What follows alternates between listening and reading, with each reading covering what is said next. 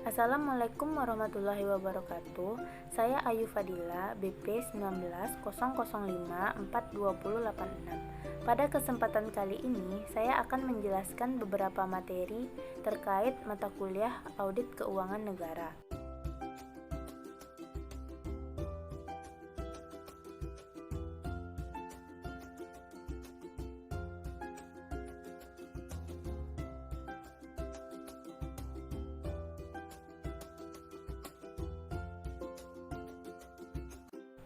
Materi pertama yaitu konsep dasar pemeriksaan keuangan negara.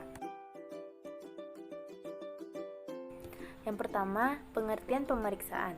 Pemeriksaan adalah proses identifikasi masalah, analisis, dan evaluasi yang dilakukan secara independen, objektif, dan profesional berdasarkan standar pemeriksaan untuk menilai kebenaran, kredibilitas, dan keandalan informasi mengenai pengelolaan dan tanggung jawab keuangan negara. Selanjutnya, pengertian keuangan negara. Keuangan negara adalah semua hak dan kewajiban negara yang dapat dinilai dengan uang, serta segala sesuatu baik berupa uang maupun berupa barang yang dapat dijadikan milik negara yang berhubungan dengan pelaksanaan hak dan kewajiban tersebut. Selanjutnya, pengertian pemeriksaan keuangan. Pemeriksaan keuangan adalah pemeriksaan atas laporan keuangan pemerintah pusat dan pemerintah daerah yang dilakukan oleh akuntan publik. Selanjutnya, ruang lingkup pemeriksaan BPK. Menurut pasal 12 Undang-Undang Nomor 15 Tahun 2004. Dalam rangka pemeriksaan keuangan dan atau kinerja, pemeriksa melakukan pengujian dan penilaian atas pelaksanaan sistem pengendalian intern pemerintah. Dalam ruang lingkup pemeriksaan BPK, terdapat pemeriksaan laporan keuangan, terdapat pemeriksaan kinerja, yaitu pemeriksaan atas pengelolaan keuangan negara yang terdiri atas pemeriksaan aspek ekonomi dan efisiensi, serta pemeriksaan aspek efektivitas. Dan pemeriksaan dengan tujuan tertentu, yaitu pemeriksaan yang tidak termasuk dalam pemeriksaan keuangan atau kinerja. Selanjutnya, tujuan pemeriksaan keuangan, yaitu memberikan keyakinan yang memadai apakah laporan keuangan telah disajikan secara wajar dalam semua hal yang material sesuai dengan prinsip akuntansi yang berlaku umum di Indonesia atau basis akuntansi komprehensif selain prinsip akuntansi yang berlaku umum di Indonesia. Selanjutnya, dasar hukum pemeriksaan keuangan. Menurut pasal 30 ayat 1 Undang-Undang Nomor 17 Tahun 2003, Presiden menyampaikan rancangan undang-undang tentang pertanggungjawaban pelaksanaan APBN kepada DPR berupa laporan keuangan yang telah diperiksa oleh BPK selambat-lambatnya 6 bulan setelah tahun anggaran berakhir. Menurut pasal 31 ayat 1 Undang-Undang Nomor 17 Tahun 2003, Gubernur dan Bupati dan Wali Kota menyampaikan rancangan peraturan daerah tentang pertanggungjawaban pelaksanaan APBD kepada DPRD berupa laporan keuangan yang telah diperiksa oleh BPK selambat-lambatnya 6 bulan setelah tahun anggaran berakhir. Laporan keuangan dimaksud setidak-tidaknya meliputi laporan realisasi APBN atau APBD, neraca, laporan arus kas, dan catatan atas laporan keuangan yang dilampiri dengan laporan keuangan perusahaan negara atau perusahaan daerah dan badan lainnya. Selanjutnya, laporan keuangan. Pelaporan keuangan pemerintah seharusnya menyajikan informasi yang bermanfaat bagi para pengguna dalam menilai akuntabilitas dan membuat keputusan baik keputusan ekonomi, sosial maupun politik. Dengan tujuan menyediakan informasi tentang sumber, alokasi, dan penggunaan sumber daya keuangan, menyediakan informasi mengenai kecukupan penerimaan, periode berjalan untuk membiayai seluruh pengeluaran, menyediakan informasi mengenai jumlah sumber daya ekonomi yang digunakan dalam kegiatan entitas pelaporan serta hasil-hasil yang telah dicapai, menyediakan informasi mengenai bagaimana entitas pelaporan mendanai seluruh kegiatannya dan mencukupi kebutuhan kasnya. Menyediakan informasi mengenai posisi keuangan dan kondisi entitas pelaporan yang berkaitan dengan sumber-sumber penerimaannya, baik jangka pendek maupun jangka panjang, termasuk yang berasal dari pungutan pajak dan pinjaman.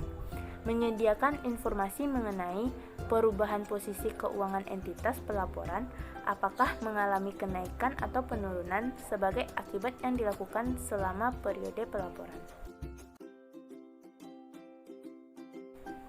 Selanjutnya, pengguna laporan keuangan. Yang pertama masyarakat, yang kedua wakil rakyat, lembaga pengawas dan lembaga pemeriksa, yang ketiga pihak yang memberi atau berperan dalam proses donasi, investasi dan pinjaman, dan pemerintah. Selanjutnya komponen laporan keuangan, yaitu laporan realisasi anggaran, laporan perubahan saldo anggaran lebih, neraca, laporan operasional, laporan arus kas, laporan perubahan ekuitas, dan catatan atas laporan keuangan. Selanjutnya, karakteristik kualitatif laporan keuangan. Karakteristik kualitatif laporan keuangan adalah ukuran-ukuran normatif yang perlu diwujudkan dalam informasi akuntansi sehingga dapat memenuhi tujuannya. Ada 4 karakteristik berikut yang merupakan persyaratan normatif yang diperlukan agar laporan keuangan pemerintah dapat memenuhi kualitas yang dikehendaki. Yang pertama, relevan, yaitu apabila informasi yang termuat di dalamnya dapat mempengaruhi keputusan pengguna dengan membantu mereka mengevaluasi peristiwa masa lalu atau masa kini dan memprediksi masa depan, serta menegaskan atau mengoreksi hasil evaluasi mereka di masa lalu.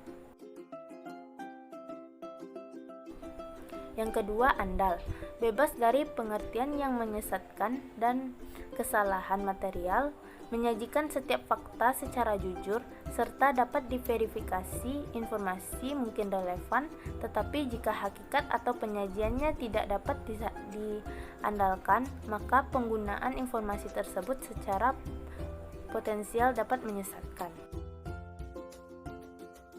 Yang ketiga, dapat dibandingkan.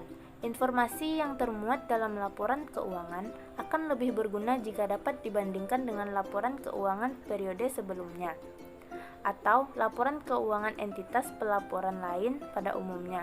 Perbandingan dapat dilakukan secara internal dan eksternal.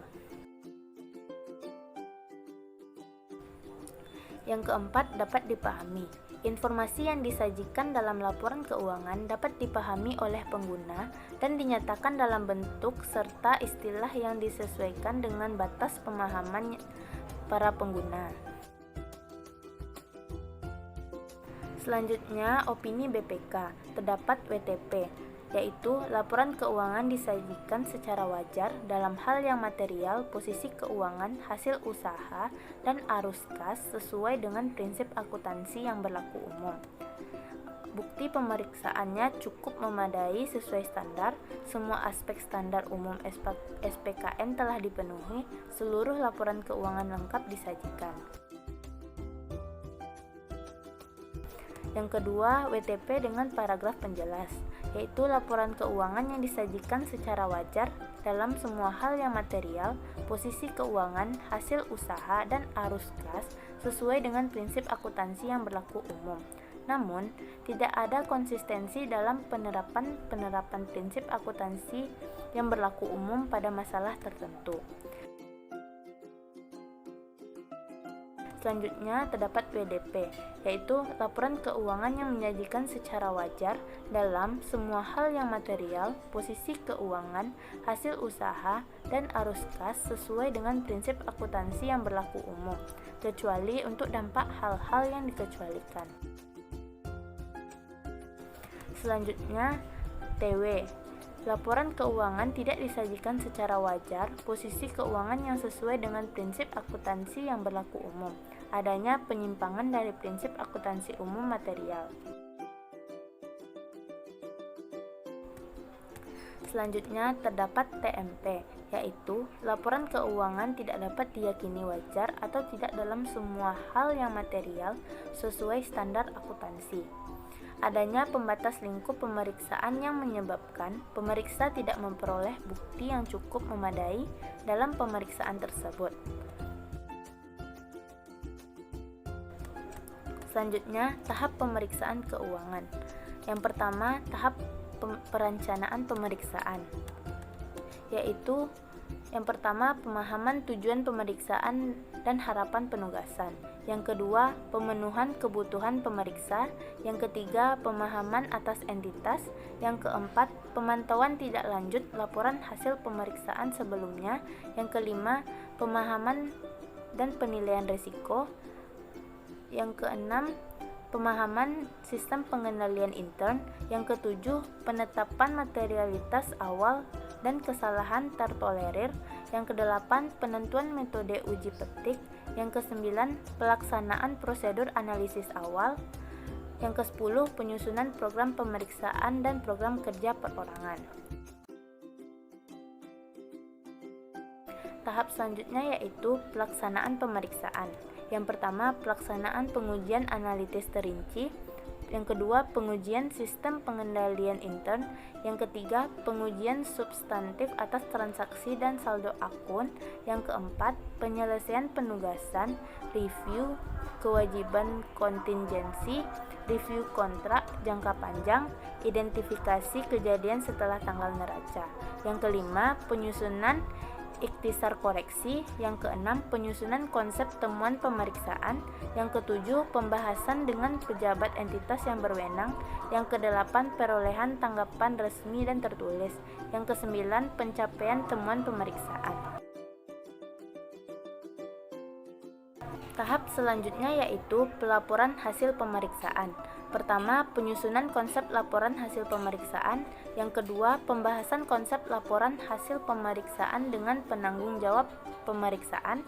Yang ketiga, penyampaian dan pembahasan konsep laporan hasil pemeriksaan dengan pejabat entitas yang berwenang. Yang keempat, perolehan surat representasi. Yang kelima, penyusunan konsep akhir dan penyampaian laporan hasil pemeriksaan. Selanjutnya, metodologi pemeriksaan. Bukti audit yang kompeten harus diperoleh melalui inspeksi, pengamatan, pengajuan pertanyaan, dan konfirmasi sebagai dasar memadai untuk menyatakan pendapat atas laporan keuangan yang diaudit. Pemeriksa dapat memperoleh data dan informasi dengan melakukan pengamatan, wawancara, survei, dan pengukuran. Dalam menentukan metode perolehan data, pemeriksa menggunakan pertimbangan profesional.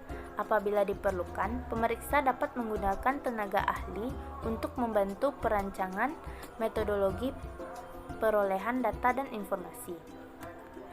Dalam metodologi, pemeriksaan keuangan menggunakan pendekatan pemeriksaan berbasis risiko. Metodologi pemeriksaan keuangan meliputi 3 tahap pemeriksaan, yaitu perencanaan, pelaksanaan, dan pelaporan hasil pemeriksaan. Pemeriksaan dengan pendekatan berbasis risiko ini memberikan fokus perhatian pada area-area berisiko tinggi. Penilaian risiko tersebut dilakukan pada tingkat entitas, siklus, kemudian diturunkan pada tingkat akun sehingga pemeriksaan dapat dilaksanakan dengan lebih efektif dan efisien.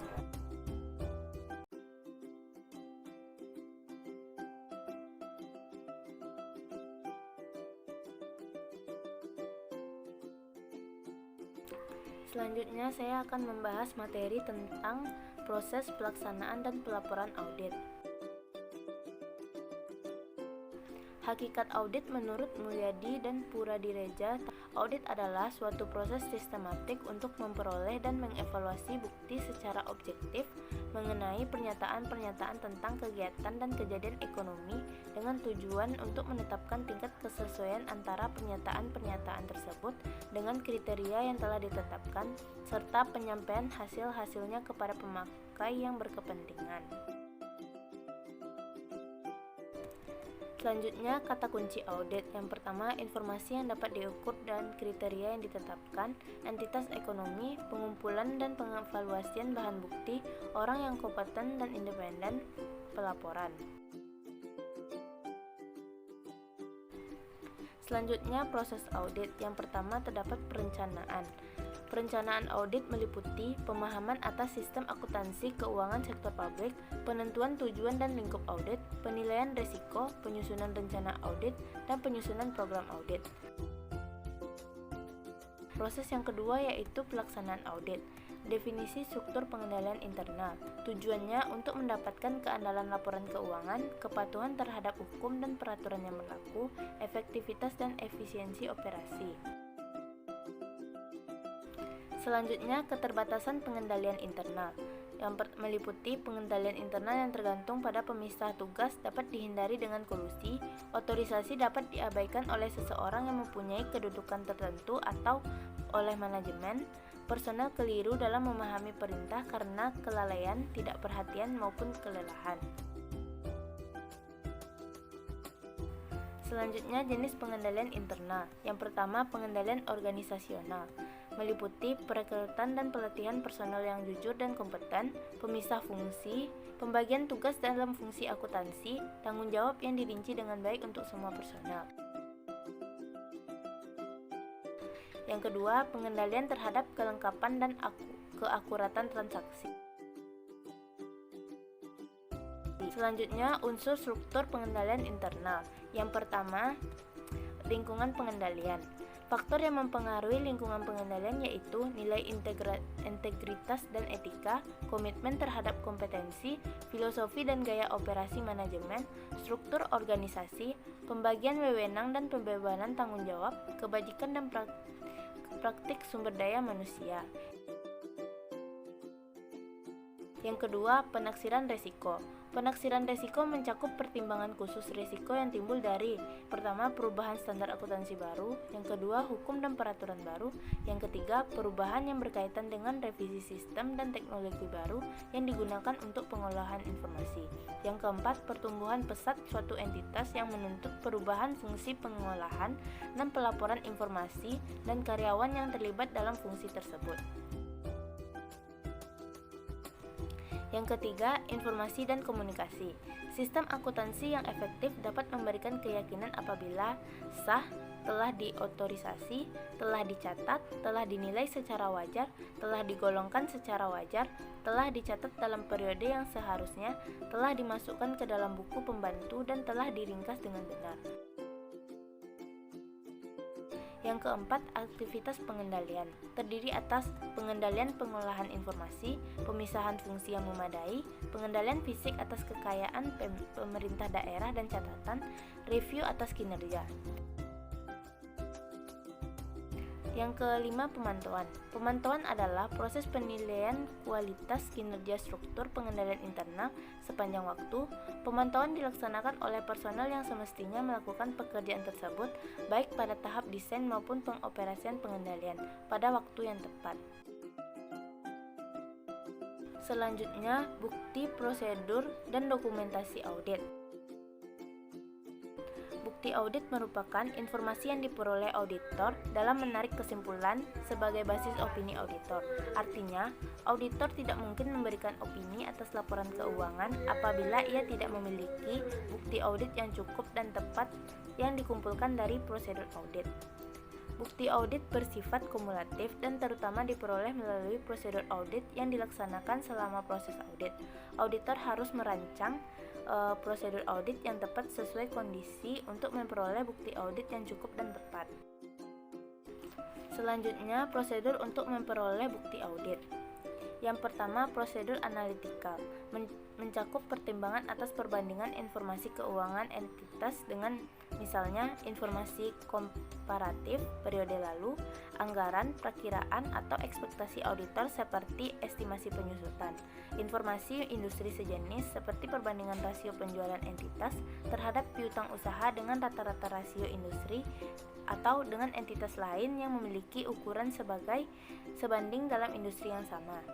Yang kedua, mencakup pertimbangan atas hubungan-hubungan. Misalnya, di antaranya unsur-unsur informasi keuangan yang akan diharapkan sebagai suatu pola yang dapat diprediksi berdasarkan pengalaman entitas. Yang kedua, antara informasi keuangan dan informasi non-keuangan seperti hubungan antara beban gaji dan jumlah karyawan. Yang kedua, melakukan inspeksi, yaitu melihat langsung objek yang diaudit seperti dokumen-dokumen dan fasilitas fisik untuk meyakinkan keberadaan atau keaslian dokumen tersebut. Yang ketiga, melakukan konfirmasi. Konfirmasi merupakan permintaan yang memungkinkan auditor untuk memperoleh informasi langsung dari sumber independen di luar organisasi klien. Biasanya klien membuat surat tertulis kepada pihak luar, namun auditor mengendalikan pengiriman dan penerimaan surat. Penerimaan tertulis tersebut harus mencantumkan instruksi yang meminta penerimaan mengirimkan jawaban langsung kepada auditor. Yang keempat, permintaan keterangan. Dapat dilakukan dengan permintaan keterangan lisan atau tertulis kepada pihak klien atau eksternal klien, yang misalnya tentang keusangan sediaan, ketagihan piutang, atau hal lain yang terkait hasil prosedur analitikal. Contohnya permintaan keterangan dari pihak eksternal yaitu permintaan keterangan dari pengacara. Yang kelima, melakukan perhitungan. Biasanya dilakukan untuk aset-aset yang bisa dihitung, misalnya kas, inventory, atau dokumen bernomor urut tercetak, jadi perhitungan langsung kepada objeknya. Yang keenam, melakukan penelusuran. Penelusuran biasanya dilakukan dengan cara pilih dokumen transaksi dari arsip dokumen sumber, pastikan bahwa informasi dari dokumen tersebut telah dicatat di catatan akuntansi. Yang ketujuh, melakukan pemeriksaan terhadap kelengkapan dokumen. Dilakukan dengan cara pilihlah ayat jurnal di catatan akuntansi, peroleh dokumen dari arsip dokumen sumber, dan lakukan inspeksi atas dokumen untuk menentukan validitas dan akurasi transaksi.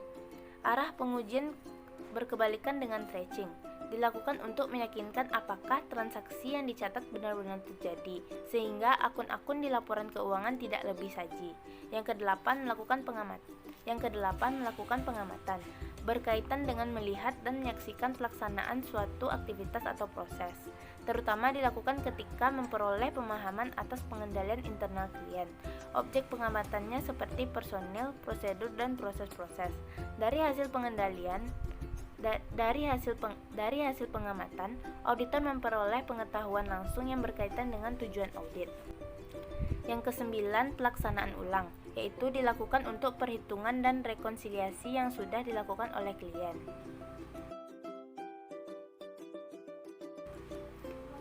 Selanjutnya, dokumentasi audit.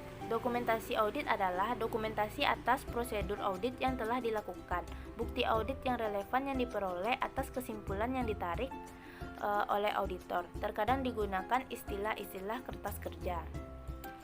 Tujuan dokumentasi audit: membantu tim perikatan untuk merencanakan dan melaksanakan audit, memungkinkan tim perikatan untuk mempertanggungjawabkan pekerjaan mereka, menyimpan catatan atas hal-hal signifikan yang berkelanjutan untuk audit di masa yang akan datang, memungkinkan dilaksanakannya perolehan dan inspeksi atas pengendalian mutu. Selanjutnya, penyiapan dokumen audit. Yang pertama, pengumpulan folder audit. Batas waktu pengumpulan final tidak lebih dari 60 hari setelah tanggal laporan auditor. Batas waktu minimum penyimpanan adalah 5 tahun sejak tanggal yang lebih akhir. Selanjutnya, folder dokumentasi audit. Yang pertama, folder arsip permanen, yaitu berisi data historis berkaitan dengan klien yang bisa digunakan sampai audit saat ini. Yang kedua, folder arsip audit berjalan, yaitu arsip kertas kerja, analisis, bukti audit yang mendukung pemberian opini auditor atas audit yang dilakukan.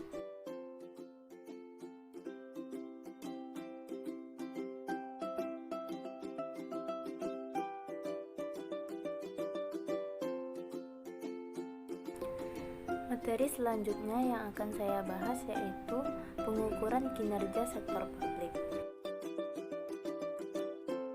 Yang pertama, pengertian kinerja. Kinerja bisa berfokus pada input, misalnya uang, staf atau karyawan, wewenang yang legal, dukungan politis atau birokrasi. Kinerja bisa juga berfokus pada aktivitas atau proses yang mengubah input menjadi output dan kemudian menjadi outcome. Misalnya, kesesuaian program atau aktivitas dengan hukum, peraturan, dan pedoman yang berlaku atau standar yang ditetapkan. Saat sekarang, kinerja sering difokuskan pada kualitas jasa atau outcome sebagai hasil yang dicapai individu, organisasi, atau populasi di luar organisasi yang menjadi sasaran program atau kegiatan. Selanjutnya, pengertian pengukuran kinerja. Pengukuran kinerja adalah proses mencatat dan mengukur pencapaian pelaksanaan kegiatan dalam arah pencapaian visi dan misi organisasi melalui hasil-hasil yang ditampilkan berupa produk, jasa, ataupun suatu proses. Selanjutnya, sistem pengukuran kinerja sektor publik, yaitu suatu sistem yang bertujuan untuk membantu manajer publik menilai pencapaian suatu strategi melalui alat ukur finansial dan non-finansial. Tujuan dari sistem pengukuran kinerja yang pertama, untuk mengkomunikasikan strategi secara lebih baik. Yang kedua, untuk mengukur kinerja finansial dan non-finansial secara berimbang sehingga ditelusuri perkembangan pencapaian strategi. Yang ketiga, untuk mengakomodasi pemahaman, kepentingan manajer level menengah dan bawah serta memotivasi untuk mencapai goal congruence. Yang keempat, sebagai alat untuk mencapai kepuasan berdasarkan pendekatan individual dan kemampuan kolektif yang rasional. Manfaat pengukuran kinerja adalah yang pertama, memberi pemahaman mengenai ukuran yang digunakan untuk menilai kinerja manajemen. Yang kedua, memberikan arah untuk mencapai target kinerja. Yang ketiga, untuk memonitor dan mengevaluasi kinerja dan membandingkan dengan target kinerja. Yang keempat, sebagai dasar untuk memberikan penghargaan dan hukuman. Yang kelima, sebagai alat komunikasi antara bawahan dan pimpinan dalam rangka memperbaiki kinerja organisasi. Yang keenam, membantu mengidentifikasi kepuasan pelanggan. Yang ketujuh, membantu memahami proses kegiatan instansi pemerintah. Yang kedelapan, memastikan bahwa pengambilan keputusan dilakukan secara objektif. Selanjutnya, informasi yang digunakan dalam pengukuran kinerja ada dua. Yang pertama, informasi finansial. Informasi finansial adalah penilaian laporan kinerja finansial diukur berdasarkan pada anggaran yang telah dibuat. Penilaian tersebut dilakukan dengan menganalisis varians, baik varians pendapatan ataupun varians pengeluaran. Yang kedua, informasi non-finansial. Suatu variabel non-finansial dapat dinyatakan dalam bentuk variabel kunci atau disebut juga dengan key success factor, key result factor, atau pulse point dengan beberapa karakteristik. Yang pertama, menjelaskan faktor pemicu keberhasilan dan kegagalan. Yang kedua, sangat volatil dan dapat berubah dengan cepat. Yang ketiga, perubahannya tidak dapat diprediksi. Yang keempat, variabel tersebut dapat diukur. Selanjutnya, kriteria yang mendasari pelaksanaan manajemen publik, yaitu ekonomi, efisiensi, efektivitas, transparansi, dan akuntabilitas publik. Dari kriteria yang mendasari manajemen publik terdapat indikator kinerja. Peranannya untuk menyediakan informasi pertimbangan untuk pembuatan keputusan, harus dapat dimanfaatkan oleh pihak internal maupun eksternal. Pihak internal dapat menggunakannya untuk meningkatkan kuantitas dan kualitas pelayanan dan efisiensi biaya. Pihak eksternal dapat menggunakannya sebagai kontrol dan informasi untuk mengukur akuntabilitas publik. Selanjutnya, pengukuran value for money. Tiga bahasan pokok dalam indikator value for money. Yang pertama, ekonomis. Merupakan hubungan antara pasar dan masukan. Sering disebut sebagai kehematan yang mencakup juga pengelolaan secara hati-hati atau cermat dan tidak ada pemborosan. Suatu kegiatan dikatakan ekonomis apabila dapat menghilangkan atau mengurangi biaya yang tidak perlu. Yang kedua, efisiensi. Berhubungan dengan produktivitas. Dihitung dengan menggunakan perbandingan antara output yang dihasilkan terhadap input yang digunakan. Proses kegiatan operasional dikatakan efisien apabila suatu produk atau hasil kerja tertentu dapat dicapai dengan penggunaan sumber daya dan dana yang serendah-rendahnya. Yang ketiga, efektivitas. Berhubungan dengan pencapaian tujuan atau target kebijakan. Efektivitas merupakan hubungan antara keluaran dengan tujuan atau sasaran yang harus dicapai.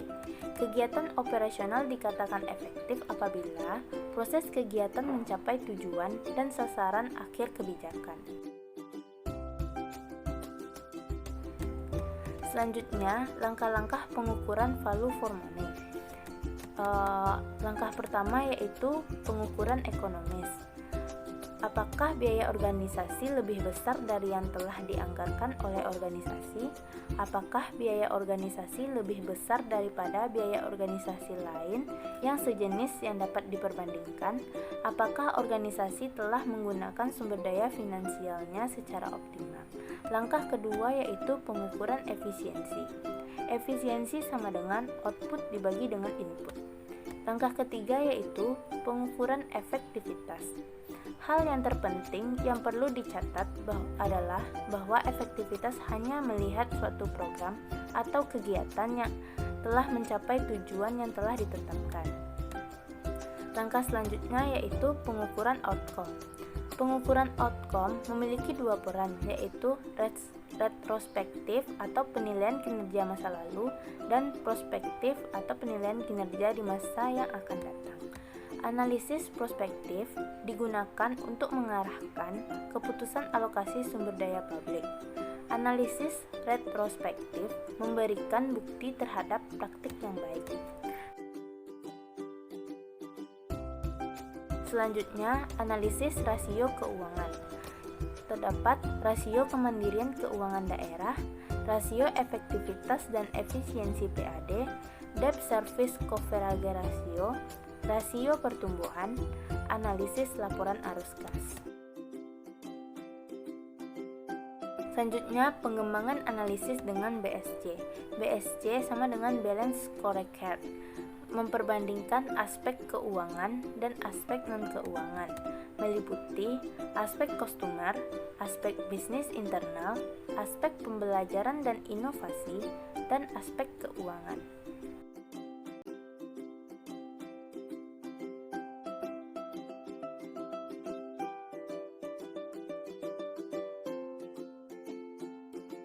Materi selanjutnya yang akan saya bahas yaitu audit sektor publik.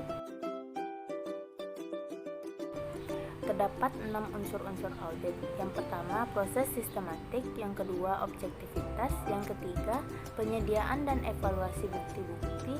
Yang keempat, asersi tentang kegiatan dan kejadian ekonomi. Yang kelima, derajat hubungan kriteria yang ada. Yang keenam, mengkomunikasikan hasil. Selanjutnya, pengertian asersi. Asersi merupakan suatu proporsi yang secara esensial dapat dibuktikan atau tidak dapat dibuktikan. Selanjutnya, terdapat tipe-tipe audit. Yang pertama, audit keuangan.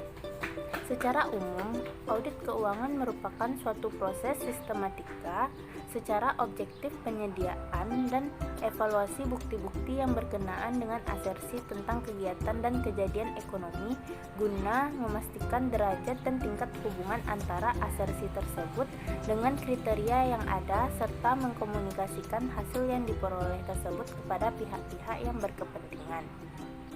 Tujuan pengujian atas laporan keuangan oleh auditor independen adalah merupakan ekspresi suatu opini secara jujur tentang posisi keuangan, hasil operasi dan aliran kas yang disesuaikan dengan prinsip akuntansi berterima umum.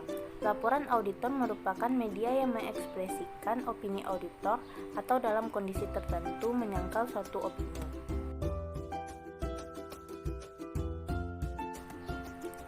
Audit atas hal yang berkaitan dengan keuangan meliputi unsur segmen laporan keuangan, dokumen permintaan anggaran, perbedaan antara realisasi dengan anggaran. Yang kedua, pengendalian intern mengenai ketaatan terhadap peraturan yang berlaku. Yang ketiga, pengendalian atau pengawasan intern atas penyusunan laporan keuangan. Yang keempat, ketaatan terhadap peraturan perundang-undangan yang berlaku dan dugaan kecurangan. Selanjutnya, audit kinerja.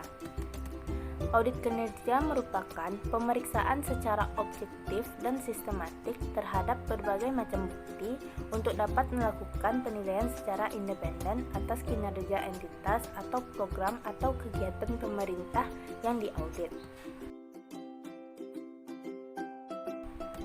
Tujuan dari audit kinerja yaitu untuk meningkatkan akuntabilitas pemerintah dan memudahkan pengembalian keputusan oleh pihak yang bertanggung jawab untuk mengawasi atau memprakarasi tindakan koreksi. Cakupan audit kinerja yaitu yang pertama audit tentang ekonomi, yang kedua audit tentang efisiensi, yang ketiga audit program. Yang pertama, audit ekonomi dan efisiensi. Untuk menentukan apakah entitas telah memperoleh, melindungi, dan menggunakan sumber dayanya seperti karyawan, gedung, ruang, dan peralatan secara hemat dan efisien. Yang kedua, penyebab timbulnya ketidakhematan dan ketidakefisienan. Yang ketiga, entitas tersebut telah mematuhi peraturan tentang kehematan dan efisiensi. Audit ekonomi dan efisiensi dapat mempertimbangkan apakah entitas yang diaudit telah mengikuti ketentuan pelaksanaan pengadaan yang sehat, melakukan pengadaan sumber daya secara wajar dan efisien, melindungi dan memelihara semua sumber daya secara memadai, menghindari duplikasi pekerjaan yang tanpa tujuan, menghindari adanya pengangguran atau jumlah pegawai yang berlebih. Menggunakan prosedur kerja yang efisien, menggunakan sumber daya secara optimum, mematuhi persyaratan peraturan tentang perolehan, pemeliharaan, dan penggunaan sumber daya, telah memiliki sistem pengendalian manajemen yang memadai, telah melaporkan ukuran yang sah dan dapat dipertanggungjawabkan. Yang ketiga, audit program mencakup tingkat pencapaian hasil program, efektivitas kegiatan entitas, ketaatan terhadap peraturan yang berlaku. Contoh audit program. Yang pertama, menilai tujuan program, menentukan tingkat capaian program, menilai efektivitas program, mengidentifikasi penghambatan pelaksanaan kinerja atau program, menilai alternatif pertimbangan manajemen dalam menentukan program yang tumpang tindih dan bertentangan, mengidentifikasi cara melaksanakan program, menilai ketaatan terhadap peraturan yang berlaku, menilai sistem pengendalian manajemen terhadap program. Yang ketiga, audit investigasi merupakan pemeriksaan dengan lingkup tertentu. Periodenya tidak dibatasi, lebih spesifik pada area-area pertanggungjawaban yang diduga mengandung inefisiensi atau indikasi penyalahgunaan wewenang, dengan hasil audit berupa rekomendasi untuk ditindaklanjuti bergantung pada derajat penyimpangan wewenang yang ditemukan. Audit investigasi bersumber dari pengembangan temuan audit sebelumnya, adanya pengaduan masyarakat, adanya permintaan dari pihak-pihak yang berwenang seperti Dewan Komisari, DPR, DPRD untuk melakukan audit. Hasil audit investigasi seperti apakah yang dilaporkan masyarakat tidak terbukti, apakah yang diadukan terbukti, terjadi kerugian bagi perusahaan akibat perebutan melanggar hukum yang dilakukan oleh karyawan, terjadi ketekoran atau kekurangan kas, atau persediaan barang dan bendaharawan tidak dapat membuktikan bahwa kekurangan tersebut diakibatkan bukan karena kesalahan atau kelalaian. Yang kelima, terjadi kerugian negara karena akibat wanprestasi peraturan. Yang keenam, terjadinya kerugian akibat perbuatan melawan hukum. Mungkin hanya itu yang dapat saya sampaikan. Semoga dari keempat materi yang saya jelaskan dapat dipahami oleh teman-teman semua. Apabila ada kata-kata yang salah, mohon dimaafkan. Sekian, terima kasih. Assalamualaikum warahmatullahi wabarakatuh.